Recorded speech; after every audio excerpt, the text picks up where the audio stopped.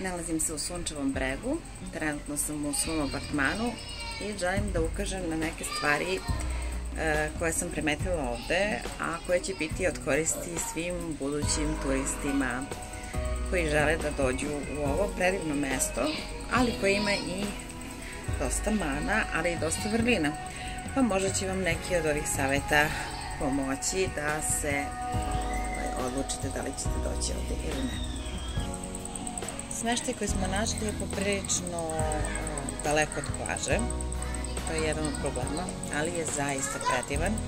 Zaista smo našli predivan smeštaj koji je za našu veliku porodicu jako bitan i mogu reći luksuzan. Imamo čak 2 kupatila, imamo bazen, imamo sve moguće uslove, mašinu za veš, baš onako od srca bi preporučila ovaj smeštaj.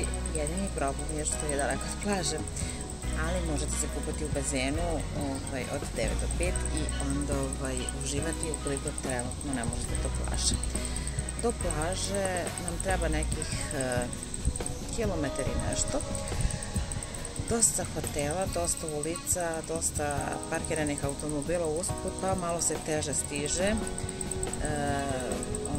Verovatno i drugi, ukoliko niste baš pored plaže, mada tako su nekako napravljeni smeštaji da nisu baš tako blizu plaže. Kako god da okrenete, nemate direktan ulazak na plažu, već morate da kružite malo. Što se tiče samog mesta, zaista je onako urbano za mlade ljude. Mi smo isto s porodicom sa 4 dece i ima dosta sadržaja, ali kažem, malo mi je problem da idem pešaka do tog šetališta, pa posle vraćanje i kolicima da vodim najmlađu ćerkicu i nema gde da se ide, nema trotoara, sve je zauzeto. Ono što mi se ne sviđa je što se ne poštuju pravila u saobraćaju, što vozači su u najmanju ruku bahati.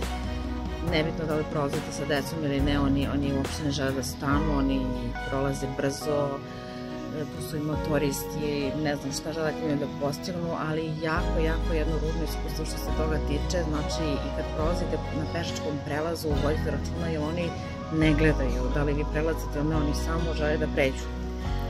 Dosta stranaca, dosta Engleza, dosta Rusa, Ukrajinaca previše. Baš je mesto gde se baš čuje ponegde srpski, ali najviše se čuje ruski, ukrajinski, engleski, nemački, poljski i tako dalje. Cene su kao u Beogradu, pa neke jeftinije, neke i skuplje, ali poprilično su ok. Ukoliko želite da kupujete u marketima, preporučila bih vam da idete u Lidl i da nakupujete šta vam treba. Voda nije za piće, bar smo nam tako rekli, pa je isto to problem. Morate da vučete dosta vode, na moru znate da se pije još više nego što inače pijete, tako da gledajte da odete do Lidla kolima, tamo bar ima parking.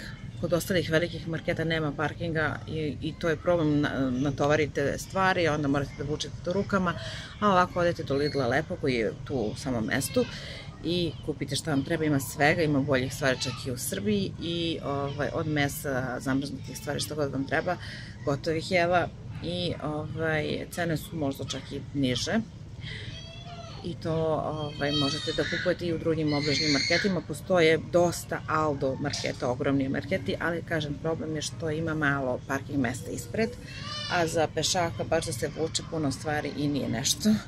Što se restorana i tih fast foodova tiče, prilično je ok cena. Na primjer, možete baš lepo da ručate za 12 leva, to je otprilike 6 evra. Porcija sa krompirićima, nekim mesom, nekom salatom i tako dalje.